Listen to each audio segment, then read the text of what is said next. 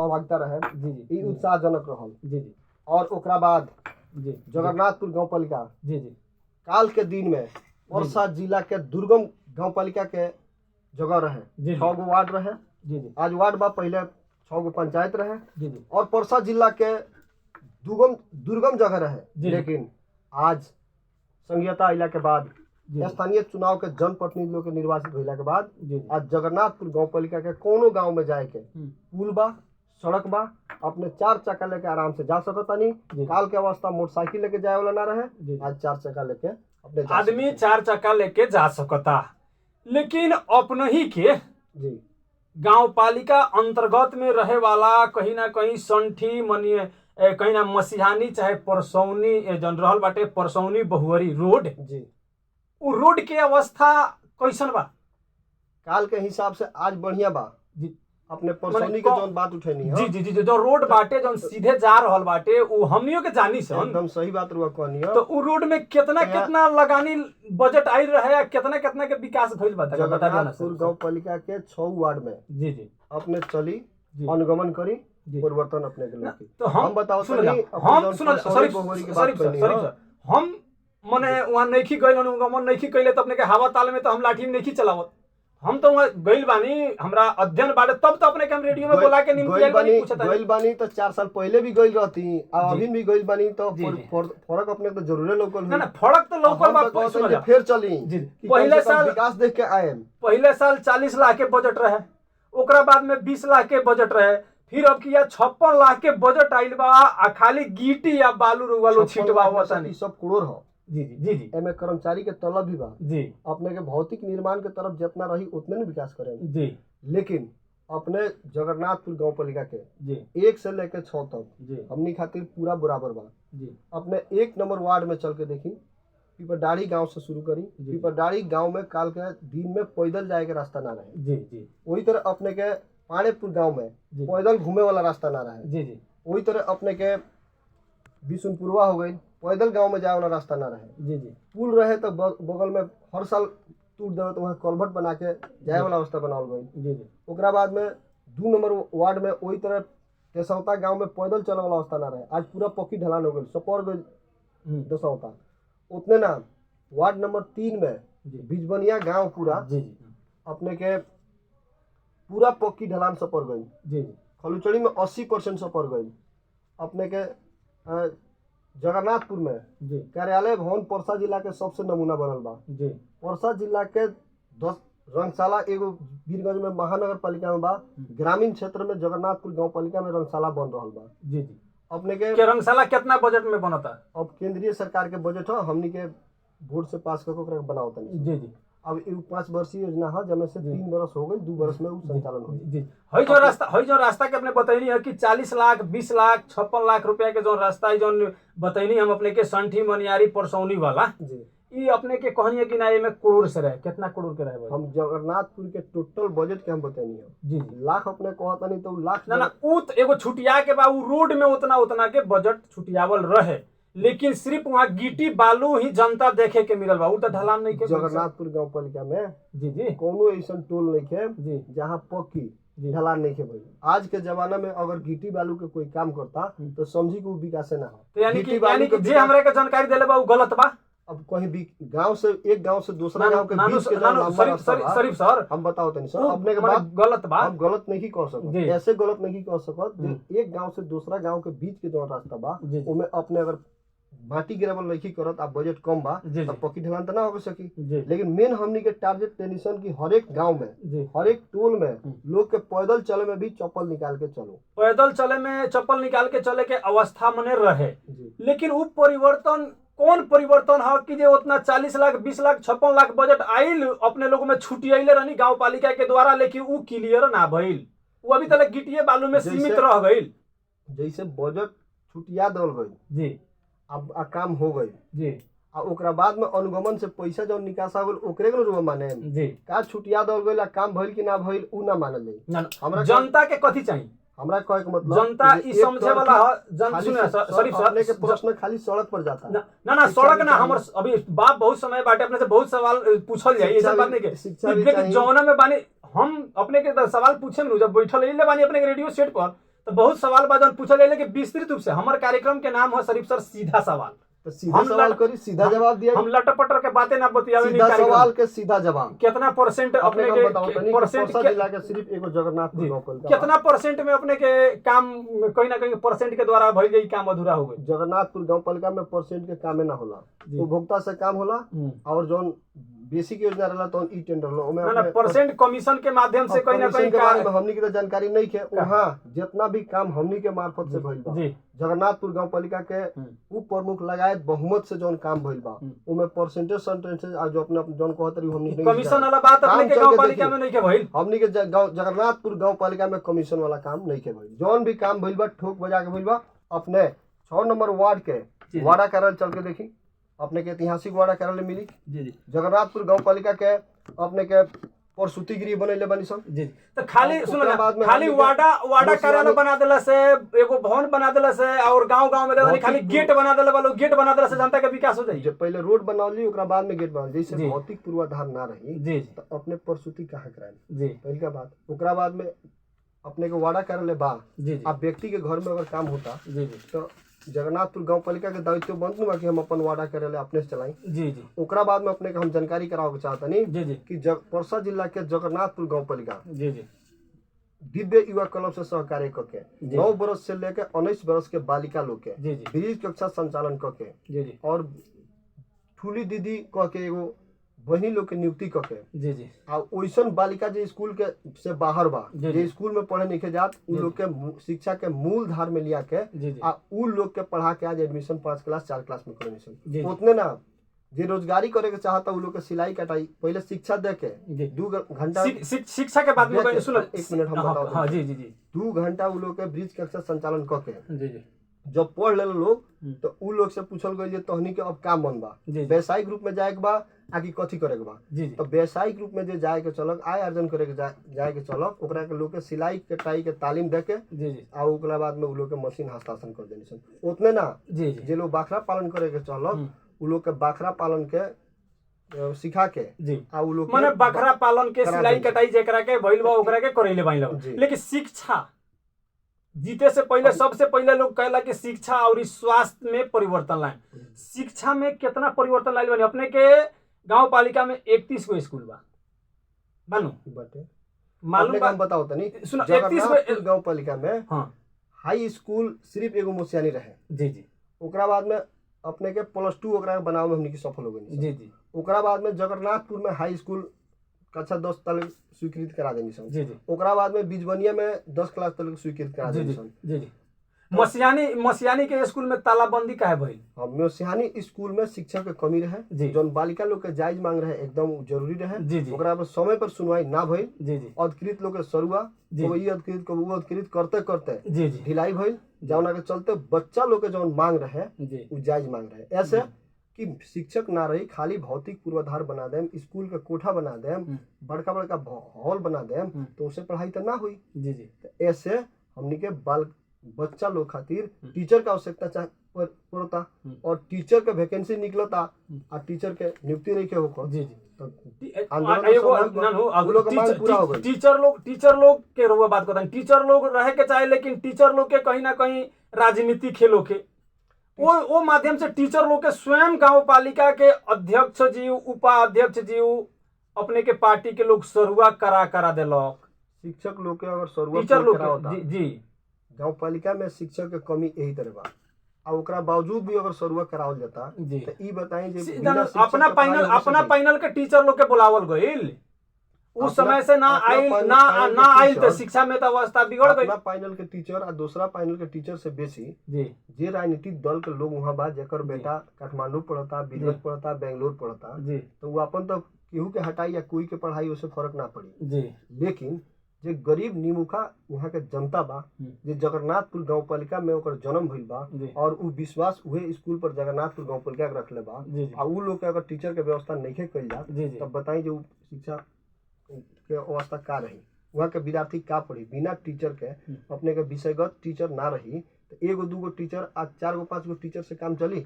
जैसे विद्यार्थी के मांग जायज रहे और विद्यार्थी के मांग के हम समर्थन भी कैनी और समर्थन करे के भी पड़ी। आ उ लोग का मांग पूरा भी हो गई, टीचर के वैकेंसी निकल रहे लेकिन एग्जाम ना लियात रहे। अभी अधिकृत साहब बीच में, यानी कि अपने के सुना स्कूल, हाई स्कूल और कहीं ना कहीं प्राथमिक स्कूल मिला के 31 गो स्कूल बा। 31 गो स्कूल में रुआ कहीं ना कहीं सब स्कूल में घूमे गइल बानी, महीना में एको बार अपने के एको दिन बाकी नहीं के जो हमनी के घूमे निसना आधिकारिक रूप से तो वहाँ उप प्रमुख हम ना है। अपने तो ऐसा प्रश्न करते हैं जो हम उप प्रमुख हैं। उप प्रमुख रहुआ सुनल जाओ, ई अपना से बगले वाला काम ना, उप प्रमुख रहुआ हैं। देखिए परिवार के आदमी उप प्रमुख ना हम सुनल जाओ ना, जिम्मेवारी अपने के लेवे के पड़ी ना। तो मैडम के बयान बोला के लिए हम पूछे अपने पूछे, हम कहते नहीं ठीक बा पूछी मैडम के भी तो निर्वाचित हुआ भाई तो जवाब तो देवे के पड़ी, जवाब देवे के पड़ी। अपने के लेकिन लोकप्रिय हमारा का आवाज उठावता जी जी हमर एशन एफएम से तो हमनी के फायदा बा। एफएम रेडियो जोन बा, रेडियो तराई के देन ही बाज आज देखल जाओ प्रसाद जिला में अपने लोग छाप छोड़ ले बानी ना। रेडियो तराई के योगदान बहुत बा जी। आंदोलन के समय होके आ रेडियो तराई यही समुदाय के लोग नु चलावता जी जी जी। विभेद जब भइल बा तो रेडियो तराई बाहे के लोग के संगे थोड़े भइल बा, सबका संगे भइल बा। विभेद मधेसी के संगे भी भइल, दलित के संगे भी भइल, आदिवासी जनजाति के संगे भी भइल, मुस्लिम के संगे भी। ओई से अपने के पीछा हटता नहीं काहे कि वहां के एकदम अपने के बगलावत नहीं कि हम वहां के सवाल मत पूछी, रेडियो हां पूछे के पड़ी हमरा पूछे। 107 मेगाहर्ट्ज परसा जिला के लोकप्रिय एफएम भैया के चलते हम तो कहता नहीं कि जितना निर्वाचित प्रतिनिधि वालों सब लोग से पूछे, एकदम बोले नहीं, बोला नहीं, पूछे नहीं। अच्छा कइले होई लोग तो जवाब दी लोग, अच्छा ना कइले होई लोग जी तो यहाँ काठी बताई। 2-4 दिन पहले एगो जनप्रतिनिधि नेताजी इलेक्शन सीधे सवाल पूछ देनी कि अपने के 25% कमीशन में हैंगा बही रहे। वहाँ कहता नहीं कि ना गलत बात हो, हम कहीं जब प्रूफ दिखाई, वीडियो दिखाई, वहाँ के कहीं ना कहीं रिस्पित कहीं नहीं। हम कहीं कार्यक्रम के नाम हमारा सीधा सवाल हो, हम सफा सीधे पूछ देवे नहीं, अपने के दुख लगी तो अपना अपना घरे रहे। बहुत हमारा रेडियो में मत है लेकिन सही बात पूछे खतरा तो हम तो ताल ठोक के पूछे नहीं। एकदम सही बात बा। बुरा लगी शरीफ सर तो कौन बयान से मत है, हमारा से बयान से मत बोले हमारा से। अपने तो अवसर देता नहीं, हमनी के सही बात पूछे के पड़े। अपने तो अवसर देता है का कहले बनी बताई जी। जनता लोग भी ये पूछता, जनता जनार्दन होला अपने जनता अपने के निर्वाचित कैलक, अपने के परिवार से कोई, हमारा परिवार से कोई जीतल तो बिहान जिम्मेवारी तो लेवे पड़ी। पार्टी के नेता है वो आधार पर जिम्मेवारी लेवे पड़ी। जी जी। कितना पैसा ले लेके टीचर लोग के सर्वे करने लगन सर? टीचर लोग के सर्वा जैसे कराव के अधिकार उप मेयर के नहीं है जी। तो मेयर से तो सलगिन मिलजुल के हम अपने से पूछता नहीं सर, एगो अकेले थोड़ी बोर्ड मीटिंग करके मिला हम लोग ना होई। हम अपने से बताओ तनी कि बोर्ड मीटिंग से अगर सर्वा भइल बा जी तो सारा बोर्ड जिम्मेवार हो जी जी। व्यवस्थापन अगर सर्वा कइले बा जी जी तो व्यवस्थापन से पूछे वाला सवाल हो जी जी। कर्मचारी लोग कइले बा तो कर्मचारी लोग से पूछे वाला सवाल हो जी। लेकिन एक सवाल के अपने जिम्मेवारी नहीं खिले, हम ऐसे जिम्मेवारी नहीं खिले कि सरुआ के हम विरोधी हैं, ऐसे विरोधी हैं कि जगन्नाथपुर गांव पालिका के हर एक स्कूल में हर एक विद्यालय में शिक्षक के कमी बा। आज सरुआ अगर हो जाता तो भवन में पढ़ाई ना बिल्डिंग थोड़ी पढ़ाई, बिल्डिंग तो ना पढ़ाई ना, शिक्षक चाहिए और शिक्षक ना रही तो जगन्नाथपुर के शिक्षक अवस्था का रही। तो जे धनिक बा ओकर हम पहले भी कहनी है कि बाहर जाके पढ़ा सकता, बोर्डिंग में पढ़ाता, बीरगंज, काठमांडू, दिल्ली, अमेरिका, बेंगलोर, कहाँ पढ़ाता, हर जगह पैसा वाला कहूं पढ़ा सकता। लेकिन गरीब जनता जे ई देश के सदियों से पिछाड़ी पारल गइल बा, आज भी ओकरा के अगर पिछाड़ी पारल जाता तो ई तो एकर चीज के हमने ऐसे इसके पढ़ल लिखल लोग तो विरोध करे के पड़ी। तो जौन भी सरुआ भइल बा जे कइले बा संबंधित निकाय से भइल बा ओकर हम विरोध करतनी, सरुआ ना होके चाहिए। और सरुआ भइल तो काहे भइल जनता सवाल पूछी, रउआ ऐसन अच्छा पत्रकार लोग जे बा वो आवाज उठाई, ओकर हम समर्थन में बनी। आ दोसर बात अपने सब जानकारी करावे चाहते हैं लोकप्रिय एफएम के मार्फत कि जगन्नाथपुर गांव पालिका जगन्नाथपुर गांव पालिका में अगर विकास भइल बा, जगन्नाथपुर गांव पालिका में शिक्षा के, स्वास्थ्य के, सड़क के, ओकरा बाद में है किशोरी शिक्षा के सशक्तिकरण के या वहाँ जितना भी वहाँ के परिवार लोग बा जौन लोग सामाजिक रूप से पिछाड़ी पारल गए लोग, खास करके महिला समुदाय के लोग, वो लोग का गैस चूल्हा और गैस सिलेंडर वितरण भइल बा। उमे जनता समाजवादी पार्टी के बहुमत के बहुत बड़का योगदान रहा। और गैस के बात रुआ उठैनी है, गैसो तो पराई क के देला भाई लोगन आदमी चीन के पार्टी चीन के गैस तो घर घर चल गेल बा। बहुत ऐसा आदमी के नइखे मिलल लो शरीफ सर। एगो खलुचड़ी टोल बा जी जौना में उ गैस तो ई टेंडर भई रहे, ओमे तो कोनो किस्म के विवाद वाला बातें नहीं है जी। अब एगो खलुचड़ी टोल में आज भी 150 आदमी से अधिक लोग के गैस चूल्हा केहू के घर में दू को दलवाई लगा ना, केहू के घर में एको को नहीं लगन दिला, इहो तो बात बा। पूरा जगन्नाथपुर गांव पालिका में जी जी जितना लोग के वार्ड अध्यक्ष जी लोग से नाम संकलन होके गई रहे, वार्ड अध्यक्ष जी लोग वार्ड अध्यक्ष जी लोग पार्टी देख के चूज कइले बा, आ रउआ लोग कोई आंख मून लेबा नहीं, आ सीधे जे जेकरा के नाम देलक ओकरा के दे देनी। रउआ लोग के तो जिम्मेवारी बनता कि ना जाके चेक करे के। चेक भइल बा ओमे कुछ लोग छूटल भी बा, हम अपने सुबह बात कहत रहनी छूटल बा जी, तो उ लोग के दिवावे के दायित्व भी हमनिए के बनता। कहिया अब आज भी हमें अधिकृत साहब नार रहन जी, कालू से आइल बड़न, उनकरा के हमनी के टाइट कइले बानी सन कि जे भाई छूट गइल बा। आखिर हमनिए के जनता ह लोग खास करके अपने के गैस चूल्हा और गैस सिलेंडर से महिला लोग के स्वास्थ्य से संबंधित चीज बा जी जी। महिला लोग के खाना बनावे में रोज सजिए सवेरे तक खाना बनावे पड़ी जी जी जी। खाना बनावे के लोग के जानकारी नहीं है, गैस से समय के बचत बा, स्वास्थ्य के बचत बा, विभिन्न प्रकार के रोग से बचावल जा सकता। ऐसे जानकारी ना भइला के चलते लोग आज भी पुरानका जमाना अनुसार चूल्हे पर खाना बनावत। अभी ग्रामीण क्षेत्र बाटे बहुत लोग के 12 लूर ना आवेला, से बहुत लोग के जनचेतना भइल बा। लोग अब मूल्यांकन करता कि फायदा एमे बा आ कि फायदा चूल्हे में बा। माने अब किया बार अपने लोग के पूरा जनता एकदम खुश बा, पूरा जनता करे वाला कामे कइल बा, माने पूरा जनता के खुश कर देले भाई लोग। करही के पड़ी, जनता लोकतंत्र में सर्वोपरि जनता होला और जनता के विपरीत जे जाई जी, जनता के मन मुताबिक जे ना चली उ जनता नाखुश हुई तो ओकर परिणाम चुनाव में दिखाई। एकदम चुनाव में जनता देखइबे करी। साथे साथ ये भी बताइए रुआ शिक्षा पर हमनी के बात करत रही, शिक्षा के बहुत काहे कि शिक्षा पर स्वास्थ्य पर वाला बड़ा जोड़ देले बानी। 5 महीना मात्र वहाँ के जौन खाजा वितरण भइल बाटे वहाँ के स्कूल सब में जौना में वितरण भइल होके 5 महीना बाद काहे बंद हो गइल? एकदम बहुत अच्छा प्रश्न रुआ उठानी, हम बुझतानी सर काहे बंद हो गइल कि जगन्नाथपुर गांव पालिका के बोर्ड से निर्णय हो गइल। कार्यान्वयन पक्ष के कर जी, बोर्ड से जो निर्णय होता कार्यान्वयन पक्ष वहाँ के कर्मचारी लोग के हो, टाइट करे के काम जनप्रतिनिधि के हो जी जी। अब एगो अधिकृत अवतरण अपन कार्यकाल चलाओ तरन, तले दोसर अवतरण ना दोसर जातन तरन तीसर अवतरण जी। तो अब बताई जे उ आज समय तो बीत गइल, बाल बालिका तो वंचित रह गइल जी। बीच में कोरोना काल में भी 2 साल ईडी स्टॉप भइल, स्कूले बंद रहे तो उ तो कार्यक्रम ना चली। लेकिन जब शुरू भइल तब दिन चले के चाहिए, काहे हम कहता नहीं तनका सब विलंब भई रहे जी जी, ओकरो हम विरोध करता नहीं जी जी। काहे कि जब चलेला न, जब चले लागला तो काहे कि 7 दिन में कहीं ना एको आइटम रहला तो बहुत ऐसा लइका बड़ा सा कि लालचों से पढ़े जाला सन। लालच से बेसी क्या बा सर, पौष्टिक आहार हो जी जी। पौष्टिक आहार तो हइले हो, तो बढ़िया नेपाल सरकार देता, लेकिन ओकरा के लोग बढ़िया से चलावे नहीं कि सब ठीक रही जी। जगन्नाथपुर गांव पालिका में चलल बा नहीं के चलल से बात नहीं, लेकिन 5 महीना में रुक गइल, बीच में कोरोना आ गई। लेकिन जितना दिन चले के चाहिए उससे तनका विलंब होके चलल जी, तो इहो तो ना ठीक भइल, हम भी ओकर विरोध करता नहीं। लेकिन चलल बा जगन्नाथपुर गांव पालिका में चलल बा, लेकिन वो दावा करता नहीं चलल बा 5 महीना चलल बा। तो जनता तो मूल्यांकन करता कि 5 महीना उ तो सुन राजनीतिक बात जनता जानता, जनता देखिए अपने लोग के राजनीति आपसी स्कूल बंद हो गई, कोरोना काल में अभी से तो स्कूल चलता नु, और ओकरा बाद में कोरोना काल में भी जगन्नाथपुर गांव पालिका से हर एक घर में पीपल लोग के भी व्यवस्था कइल गेल है, चावल सोयाबीन दाल ओली सब वितरण कइल गेल, हर एक लोग जनचेतना मूलक कार्यक्रम भी भइल जी जी। मास्क सैनिटाइजर भी वितरण भइल जी जी, मास्क सैनिटाइजर वितरण, मास्क सैनिटाइज वितरण रुआ लोग कइले बानी।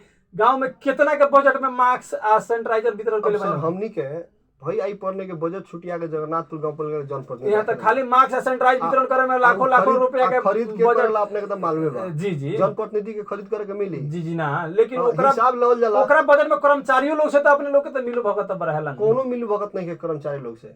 ब्यूरोक्रेट्स अभी अपने के देखता नहीं जी जी, परिषद कइला के बाद में कर्मचारी लोग ऑफिस में ना जाए के, फोन रिसीव ना करे के, कार्यालय नियमित संचालन ना करे के, आप संबंधित निकाय में जाता नहीं तो दौड़ते रुआ हार जाए। लेकिन लोग तो जब कर्मचारी लोग वहाँ गलत करता, कर्मचारी लोग अपने के आवाज लेके समस्या बा। अब सुन जा आंदोलन हुई वहाँ पर तो अपने लोग 50 आदमी 100 आदमी के लिए लाठी उठी लेकर लाठी जुलूस निकाल दे। अगर गलत करता कर्मचारी तो अपने लोग एगो कहीं ना ऊपर मुखा चाहे एगो युवा नेता के हिसाब से अपने के ओकरा पर आवाज ना उठा पड़ी। कर्मचारी जब सरकार को तलब भत्ता देता अपने लोग बानी तो पर निगरानी ना करे, सिस्टम के रुआ विरोध कर सकता नहीं, कहाँ विरोध करें जी, केकरा ले जाए बिना उपाध्यक्ष अनुगमन समिति के संयोजक हो जी, अब बिना अनुगमन समिति के संयोजक के पैसा रकम निकासा ना होगे चाहिए जी। बहुत पालिका में बिना सिग्नेचर के निकासा भइल बा, जगन्नाथपुर में बहुत निकासा भइल, अख्तियार में भी मुद्दा गइल, अख्तियारो कुछ ना कर सकल, कहाँ जाम काथी करें? ई माने का है अपने लोग चुप बानी, अपने लोग चुप बानी, संघीयता लागू दे पार हो गई। अपने लोग अगर सही रहे, अपने लोग पूरा अगर सही रहे,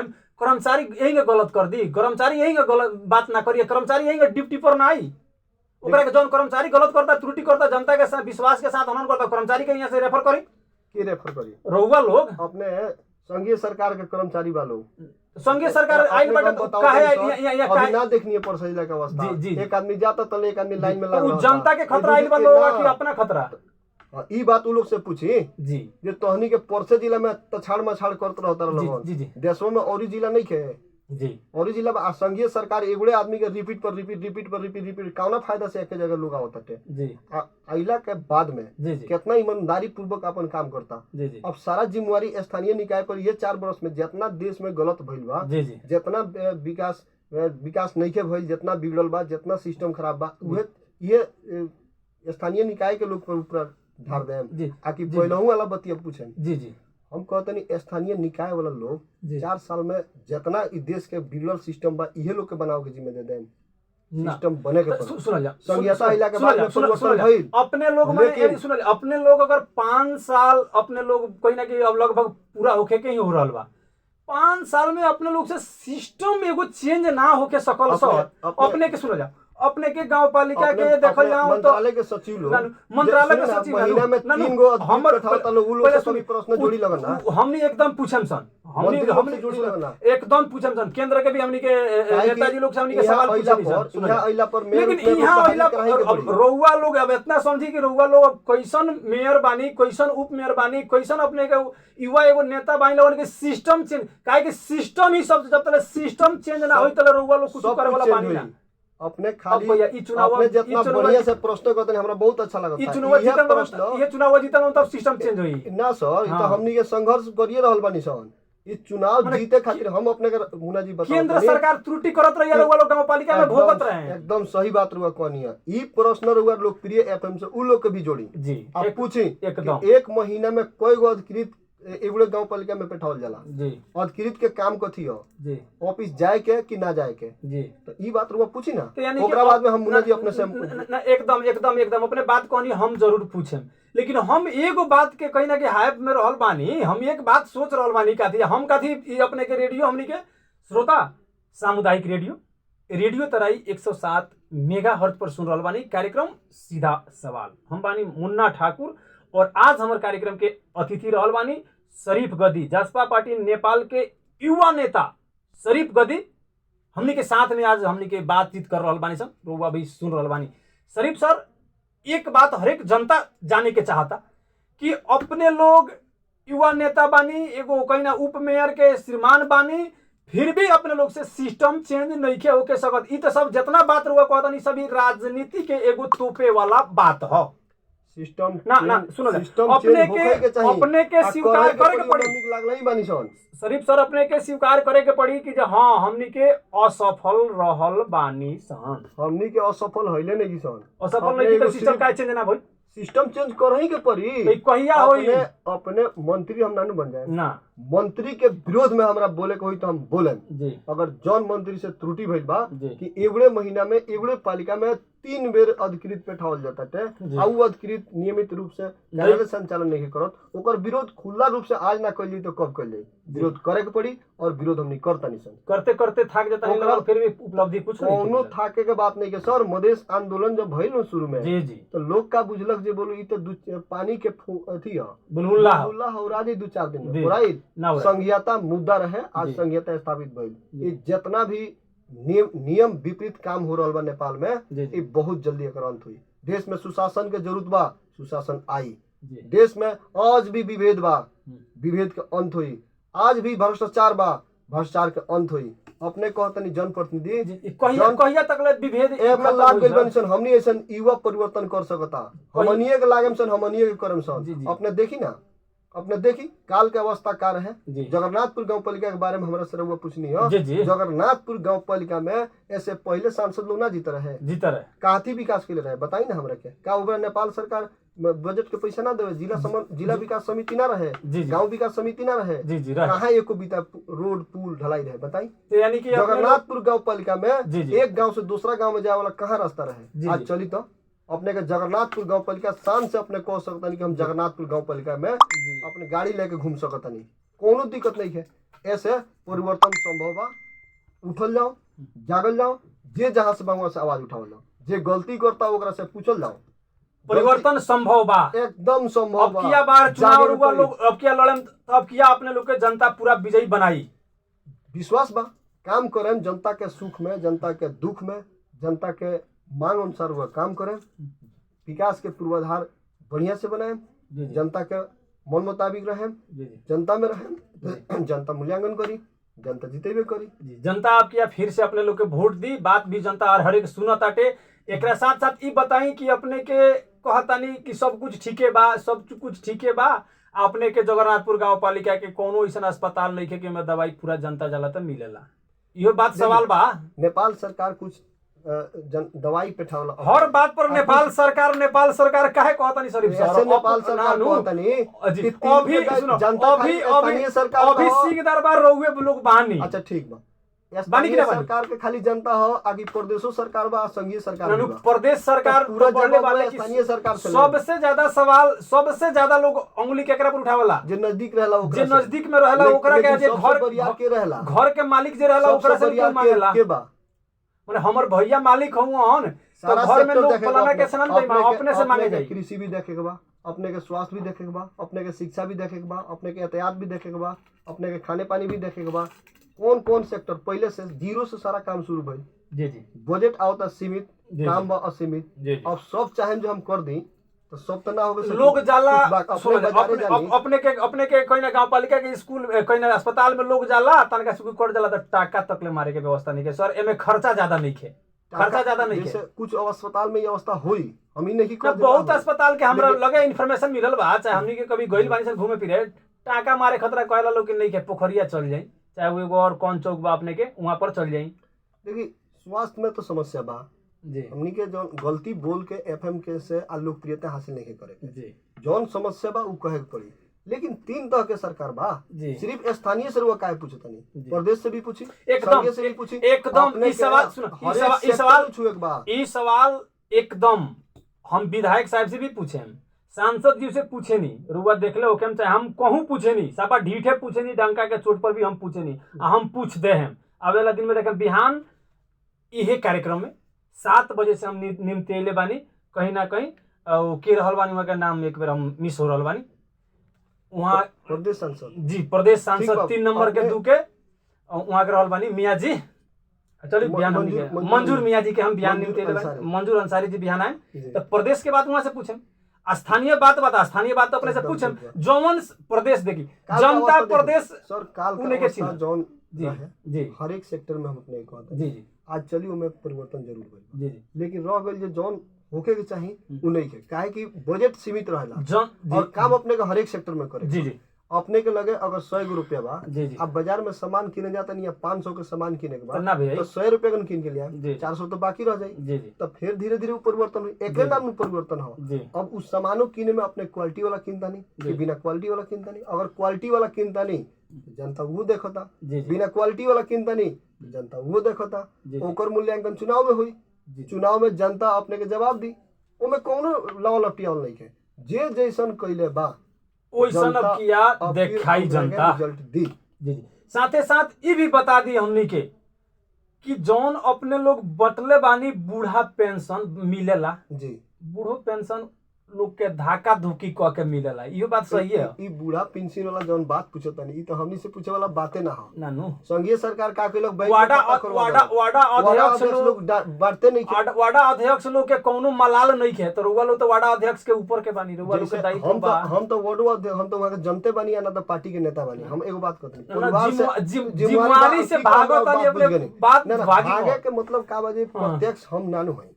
एगो बात, दोसर बात कथी बा कि अपने के नेपाल सरकार जी जी वृद्धा पेंशन जी जी बैंक में खाता खुलवा के जी जी अब बूढ़ लोग के देवे के व्यवस्था कर जी। अब जब नेपाल सरकार वृद्धा पेंशन बूढ़ लोग के जब दिवाई, तो उ बैंक के जवाब देवे के बाटे, जे बैंक वो अपने के एगो कर्मचारी रखले बा कि 5 गो रखले बा, खाता खुलवा देले बा, पूरा गांव पालिका के जिम्मा सरकार लेले बा, खाता पैसा ले जाता लोग तो जमा 2 गो कर्मचारी रखता, काउंटर 2 गो रखता, भागा तो हुई। तो ई बैंक के भी बुझे के पड़ल जो हमारे लगे क्षमता नहीं है तो हम 2 गो वार्ड सरकारी 3 गो सरकारी और हमरा गांव पालिका में NIC एशिया बैंक पड़ल बा। अब 2 महीना लग जाला। जी शरीफ सर, अभी हमने के छोटा सा व्यापारिक विश्राम के टाइम भइल बा, फिर व्यापारिक विश्राम के बाद अपने से बहुत ढेर सारा सवाल हुई जोन अपने से जवाब लेहल जाई, जनता जोन सुने के चाहता। श्रोता, अभी हमने के साथ में रहल बानी जसपा पार्टी नेपाल के युवा नेता शरीफ गदेजी, और छोटा सा व्यापारिक विश्राम के बाद फिर से कार्यक्रम में लौट रहल बानी सन। तब तक सुनत रही सामुदायिक रेडियो तराई 107 मेगाहर्ट्ज।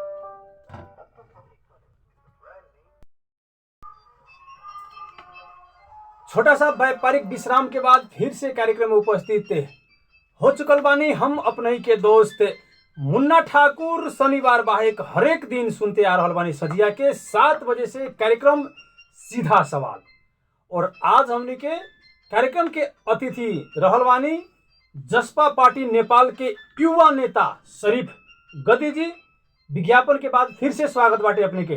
धन्यवाद बाटे। जी शरीफ सर, बात बहुत भइल अपने से, ढेर सारा बात भइल कहीं ना जगन्नाथपुर गांव पालिका के बारे में, जगन्नाथपुर गांव पालिका में का भइल उ सब जनता अपने के सुन लेलक, छत्ता कमर कैसन बटवैनी लगन, ई सब बात जनता जान गईल बुझ गईल। अपने के बहुत ढेर सारा बात है। ये बताई सर, अभी अपने जसपा पार्टी नेपाल के एगो युवा नेता बानी प्रसाद जिला में, और प्राय करके बीरगंज में अपने के भी घर बा, बीरगंज में भी रहे नहीं रहुआ।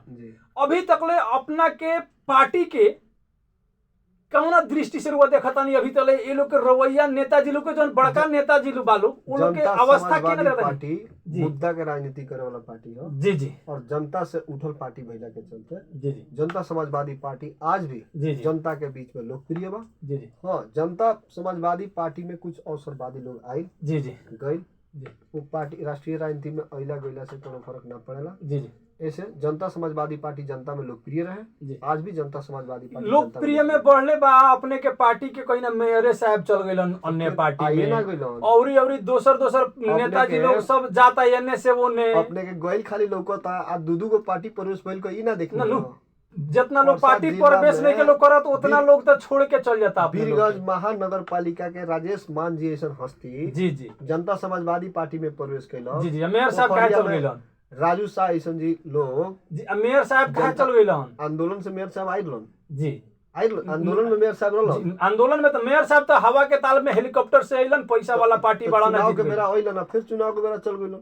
जे आंदोलन से आइल रहे वो आ रहल बा। तो ओइसन आदमी के सुना जा तो ओइसन आदमी के टिकट काहे दे देनी जब वो लोग ओ बड़ा जनता समाजवादी पार्टी नेपाल के ई लागल कि जे मधेश के ह उ मधेसी प्रति ईमानदार बा, मधेसी जनता प्रति ईमानदार बा, मधेसी पार्टी प्रति ईमानदार बा, मधेश के मुद्दा प्रति ईमानदार बा, और इस देश में विभेद में रहल समुदाय दलित, आदिवासी, जनजाति, थारू, मुस्लिम लगायत के मुद्दा प्रति जे ईमानदार बा, ईमानदार समझ के टिकट देवल गई। अब टिकट जीतला के बाद 5 बरस दिन कार्यकाल चलेला के बाद फिर पार्टी छोड़ के चल गई। तो ई सवाल उ लोग से पूछे वाला बा कि अपने युवा नेता बानी, अपने के अभी तकले का कइले बानी बताई तो अपना पार्टी के खातिर, और पार्टी जोन वादा कइलक ओकरा के खातिर। जनता समाजवादी पार्टी नेपाल के तत्कालीन मधेसी जन अधिकार फोरम नेपाल के उठावल मुद्दा के संबोधन कराव में सफल रह गई। ऐसे बड़का हुआ हमनी से का खोजता आंदोलन करनी चाहिए। आंदोलन के बाद में संघीयता के मुद्दा उठेनी। आंदोलन में कौन वादा कइले रहनी लगन ई बात अपने के मालूम बा कि मिस्टेक हो गइल बा? कथी अपने के मालूम बा? 2-4 गो बताई तो अपने हमरा के बताई कि संघीयता ई देश में मांग कइल केकर हो?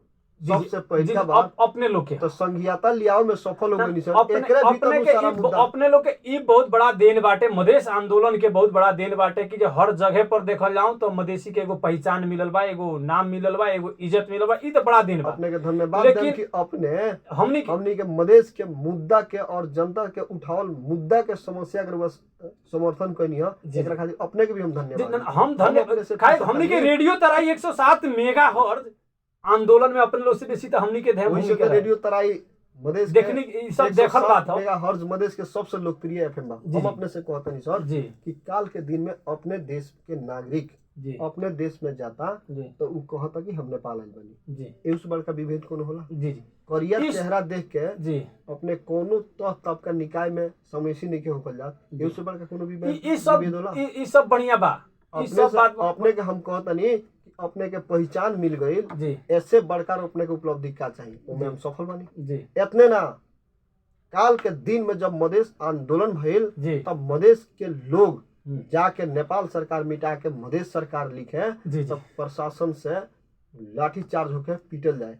लेकिन आज वो है सरकार के कर्मचारी लोग अपने से मिटका के अब मधेश सरकार लिखता है। ये हमनी के उपलब्धि है, ये हमार पहचान है, और पहचान खातिर हमनी के लड़त उपलब्धि मिलल बाटे, ई बात बढ़िया बा। लेकिन एकरा साथ साथ वो उपलब्धि में जे शहीद हो गई, जे घायल हो गई, देखिए जेकरा चोट पटक लाग गई, ओकरा खतरा ओ बेरा आंदोलन के समय में रउआ लोग कोनो वादा कइले रहनी कि जे शहादत होई ओकरा के हमनी 50 लाख रुपया देहम सन। सुनो जा सर शरीफ सर 50 लाख रुपया देहम, जे घायते बाटे ओकरा प्रति भी हमनी के बहुत ढेर सारा बात रहे कि ओकरा घर के समस्या हमनी के बुझेम सन।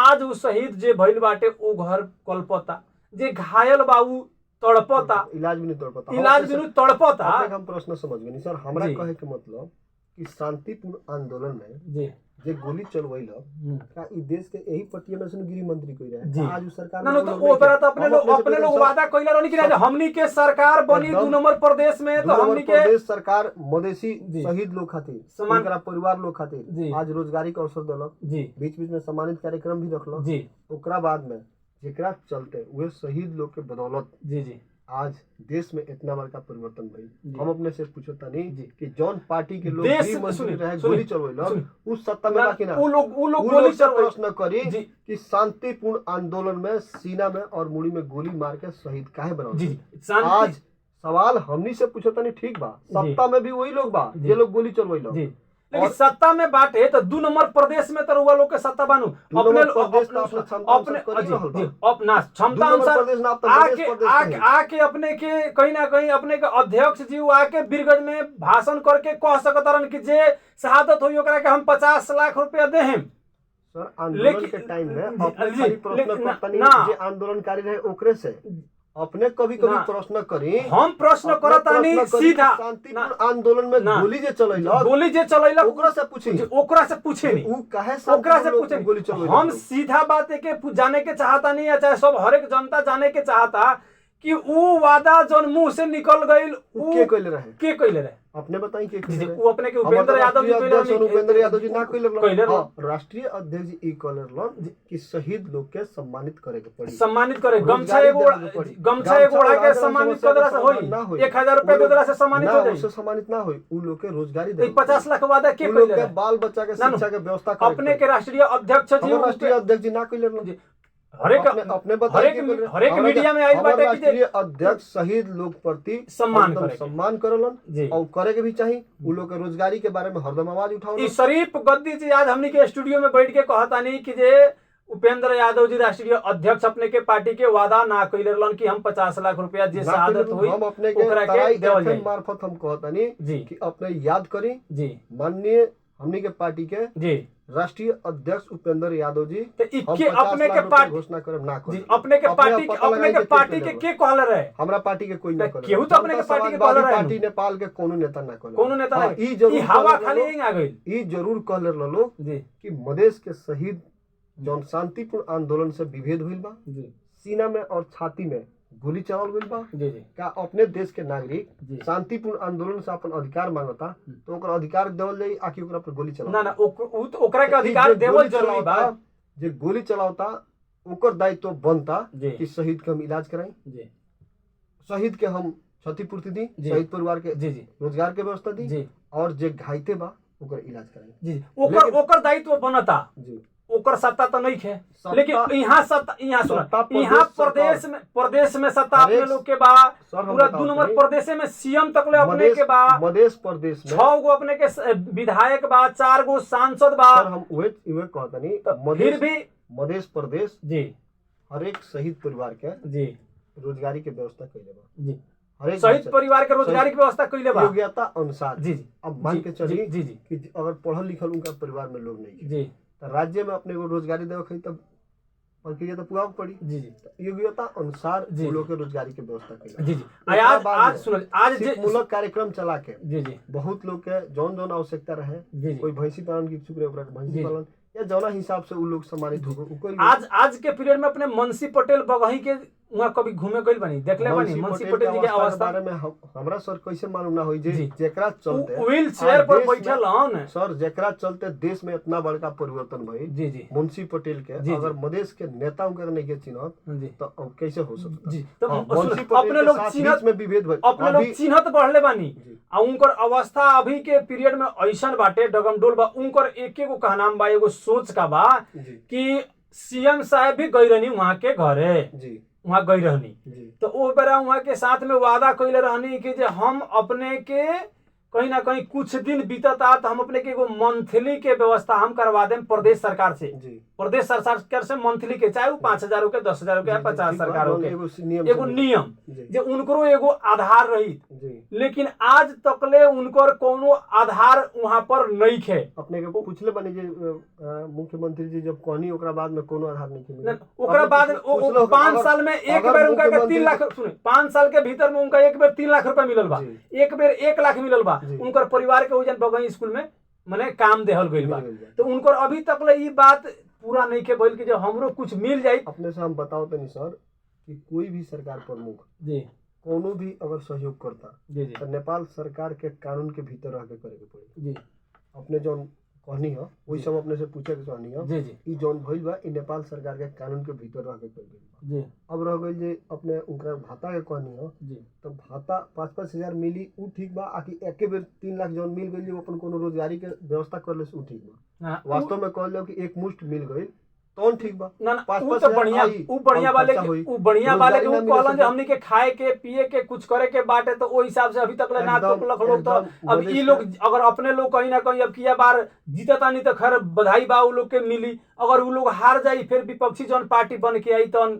होई कि ना देखी सर परिवार उनकर काम करत रही उठाई नहीं पार्टी के ना होला शहीद देश के होला शहीद और जे घाइते बा वो पार्टी खातिर घाइते नहीं के उनका एक और समस्या का बा कि उनकर परिवार अस्थाई में बाड़ी हो सकेला दोसर आदमी वहाँ वार्ड अध्यक्ष जीते मेयर जीतल उपमेयर ऊपर उपमेयर जीतल तो फिर वो राखी की छाट दी। सर हम अपने से पूछत तनी कि जे शहीद भइल बा उ पार्टी खातिर भइल बा आ कि देश खातिर भइल बा तो कोई जीती तो देश के नागरिक जीती ये संहिता का टेक के ये संविधान अनुसार न जीती उ तो विभेद करी नु कि हम नेपाली कांग्रेस है हम माओवादी है काहे हम सपोर्ट करी काहे नेपाली कांग्रेस माओवादी जब नेपाली कांग्रेस माओवादी आ ये माले आज जनता समाजवादी पार्टी के जब बात कल जाई तो संविधान तो जनता समाजवादी पार्टी के मांगल हो तो उ लोग चुनाव नहीं खेलल उ लोग विधायक सांसद मेयर उपमेयर वार्ड अध्यक्ष में नहीं जीतत तो जब यह संविधान के मान के रुआ वार्ड अध्यक्ष मेयर उपमेयर सांसद विधायक जीतत तनी तो ई व्यवस्था लियावे खातिर जे शहीद हो गइल बा ओकरा के ना चिन्हन ओकरा बाद में जे घाइते हो गइल बा ओकर उपचार में व्यवस्था ना करे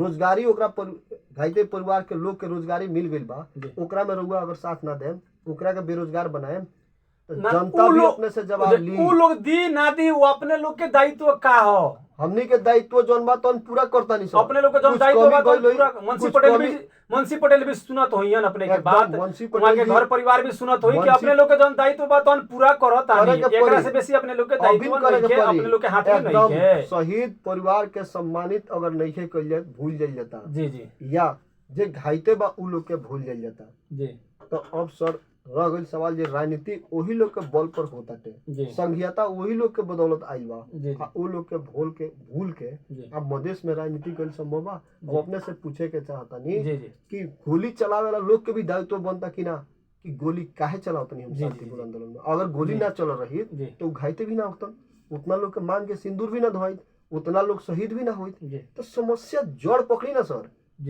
और व्यवस्था अइला के बाद आज सरकारी कोनो भी समानुपातिक समयसी होता नौकरी में चाहे कोनो तह तबका निकाय में ओकर फायदा सब पार्टी के लोग सब देश के लोग लेता कि खाली जनता समाजवादी पार्टी के लोग लेता अपने के लोकप्रिय एफएम मधेश आंदोलन में सक्रिय भूमिका रहे सही के सही और गलत के गलत बोले देखा मधेश के चाहे पूरा देश के सिर्फ रेडियो तराई एफएम ही ओकर फायदा उठा रहल बा कि जितना एफएम मीडिया में सब हर आदमी फायदा उठा रहल बा आदमी के जिम्मेवारी बनता कि शहीद लोग के उचित शहीद परिवार के उचित व्यवस्थापन करे के और घायते लोग के सही इलाज करावे। जी जी अब कुछ ऐसा घायते हो गइल माने कहे के मतलब अपने के हर जे आवता उ होकर दायित्व बाटे उ करबे करी, ओकरो करे के पड़ी। लेकिन सुन जाओ जे आए उ तो करबे करी आ कि ना करी ओकर जिम्मेवारी बा। ना करी उ ना करी तो जनता ओकरा के जौन डिसीजन करे कोई तो कैसन। लेकिन एकरा साथे साथ एगो और बात अपने से हम जोड़े के चाहे, महत्वपूर्ण बात बा। जहिया 5 गो शहीद लोग के लाश के पूरा महानगर पालिका पूरा रोड घुमावल गई, जहाँ पर अपने के माननीय उपेंद्र यादव जी रनी, प्रदीप यादव जी रनी, मधेश के हर रनी हम देखता नहीं वहाँ हम रनी, तो हरेक पार्टी के अपने के पार्टी के हरेक नेताजी लोग रहे वहाँ, यहाँ से लेके और केंद्र तक ले हरेक लोग। लेकिन वो जगह पर जहाँ पर वो लोग के तिलावे पुल के बगल में तिलावे पुल पार्क बन रहल बा, जाके वहाँ 5 गो शहीद लोग के अवस्था देखनी है। वहाँ पार्क के खाली चारों ओर से देखल जाओ तो स्टील लगा देहल गइल बा, स्टील लगा देहल गइल बा, ओकरा पर माटी गिरा देहल गइल बा, अब बोरा बांधल गइल बा कितना दिन से। सुनो जाओ ना, बोरा बांधल बा कितना दिन से, ओकरा के बोरा फाट गइल बा, ओइ पर अपन रात दिन चिड़ई चुरुंग हाबी जाबी अपन क्रियाकलाप करता। कमती में ओकरा के व्यवस्थित करे। अब तो अपने लोग को समय बीते जा रहल बा, अभी व्यवस्थित ना हुई तो कब हुई। अपने से हम अनुरोध करे के चाहतनी कि कोनो पार्क बनाओ होके चाहे कोनो भौतिक पूर्वाधार के काम करे होके तो अपने ऊपर प्रक्रिया से जाए आकि यही हो जाए ना प्रक्रिया जाए तो अपने पर उ ठेका पटा बा, 1000 लोग काम करता, 1.5 करोड़ के लगानी में देख लिया वो काम कैसे भइल बा। तो हमनी के ओकरा बारे में जानकारी नहीं है। युवा नेता बानी रुवा के जानल जरूरी बा कि 1.5 करोड़ के काम हुए हो ना तो सर अब तो ओकर एस्टीमेट इतना भ्रष्टाचारी मूल्यांकन होई, ओकर इंजीनियर ओवरसीयर खटल होई। अब वो काम हमनी से ना होई। हां हमनी के अनुगमन करे के दायित्व बनता, हिसाब लेवे के दायित्व बनता, अनुगमन करता नहीं रुवा, पूरा जनता के दायित्व बनता। जो रुवा युवा नेता बानी तो अपने के दायित्व बनता, उ जाके शहीद लोग के हमरे मूर्ति बा के उतना जिम्मेवारी बा, हमर जिम्मेवारी बाटे। हम काहे कि रुवा रोज उहे रास्ता से रोज हम जाने या रोज देखे नहीं या रोज वहां के जब तक शिलान्यास नहीं होकर कोनो भी अपने के रूप कोनो भी पार्क के रूप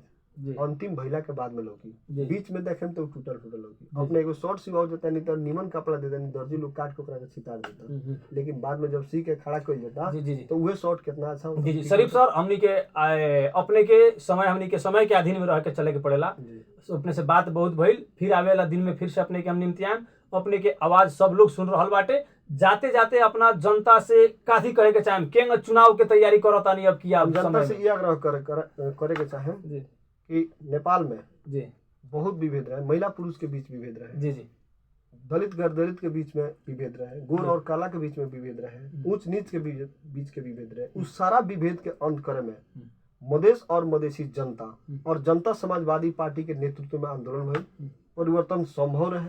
आज राजतंत्र खत्म हो गई, लोकतंत्र आयल और लोकतंत्र लेला के बाद जौन भी विकास निर्माण के काम हो रहा बा, जौन भी देश में परिवर्तन हो रहा बा, जौन भी प्रदेश के काम हो रहा बा, वो जनता समाजवादी पार्टी के चलते हो रहा बा। ऐसे पर्सा जिला में जनता समाजवादी पार्टी नेपाल पहिलका बेरी अग्रिम अवस्था में रहे। आज भी जनता से आग्रह करें कि जनता समाजवादी पार्टी मुद्दा के राजनीति करे वाला हो। ऐसे जनता समाजवादी पार्टी के फिर स्थानीय चुनाव में समर्थन करेगा और जनता समाजवादी पार्टी के हर एक कैंडिडेट के विजय करा। कितना पैसा रखले बने के चुनाव लड़े के खातिर? सर चुनाव में पैसा खर्चा करके जे जीती भोज भतेर ना किया, विकास करी, भोज भतेर ना किया, भोज भतेर तो जनते खियाई। अगर अपने के काम हमर काम अच्छा हुई तो अगर भोज भतेर खा के खिया के अगर जीते उतना मने हमनी के परसावासी उतना जनता में पूरा कॉन्वेंस बा जे हां भोज ना खाई या वोट दे दी। देखिए जनता बहुत अभी पहले के अवस्था में आज के अवस्था में बहुत फर्क बा। आज जनता दारू मांस पर बिकाए वाला अवस्था नहीं है। आज जनता शुद्ध अच्छा नेता के, अच्छा जनता के, अच्छा पार्टी के छनौट करे में सक्षम बा। अब जनता पहले अवस्था नहीं है कि मासू खिया दी या पैसा खर्चा कर दी। अब तो गरीब के बेटा भी ऐसा प्रक्रिया बा कि मेयर उपमेयर में जीते के क्षमता रखता। चलिए सर, हमनी के समय के अधीन में रह के चले के पड़ेला। ऐसे आवेला दिन में फिर से अपने के जोड़े। अभी के समय में हमनी के पूरा का हमनी के टेक्नीशियन मित्र हमनी के विकेश जी सारा करता नहीं, अभी के खातिर अपने लोग से हमरा छूटे के पड़ी। सर अपने के इतना व्यवस्था बावजूद में, इतना समय के बावजूद में भी रुआ हम फोन कैनी और अपने के दौड़ल ऐनी हमारा कार्यक्रम में आज के अतिथि के रूप में। अपने के दिल से हम रेडियो तराई 107 मेगाहर्ट्ज के ओर से और व्यक्तिगत हम मुन्ना ठाकुर अपना दिल के ओर से अपने के धन्यवाद देवे हमरा के भी बोले के मौका देनी, अतिथि के रूप में यहाँ बोले नहीं, ओकरा खातिर अपने लगाए टेक्नीशियन साथी और अपने के संपूर्ण तराई FM 107 मेगाहर्ट्ज के हम हृदय से धन्यवाद देवे चाहते। जी जी आदरणीय श्रोता, अभी के हमनी के साथ में रहनी हाँ कहीं ना कहीं जसपा पार्टी नेपाल के युवा नेता शरीफ गद्दी जी, और वहां के हमरा से बहुत ढेर सारा बातचीत कहनी है, रुआ जनता सुननी है। और ये कार्यक्रम के पुनः प्रसारण बिहान ठीक 7 बजे रुआ सुने। और वास्तव में यहाँ के अब किया फिर से जनता के बीच में चुनाव के मैदान में जा रहल बानी, रुआ जनता स्वयं डिसीजन कर सकतानी कि हाँ वास्तव में यहाँ के जौन विकास कैले बानी ऊपर कितना सत्यता रहल बा, और आपन कीमती वोट जो रहल बाटे अपने सही नेतृत्वकर्ता के दी। अपने से यह अपील करते इस कार्यक्रम से अभी के खातिर जौन हमनी के लाखों lakh radio set, mobile set, internet set पर ई बंद कमरा की आवाज पहुंचा के साथ देनी हमर विकेश जी टेक्नीशियन रूम से वहां के दिल से धन्यवाद देते। हम कार्यक्रम प्रस्तुता मुन्ना ठाकुर अभी के खातिर छूटे के चाहे बिहान ठीक 7 बजे एगो नया अतिथि, एगो नया नेताजी के साथ में उपस्थित होके के वादा करते अपने से छूटे के चाहे। नमस्कार, प्रणाम, अपने सबके जय होको, जय जनता।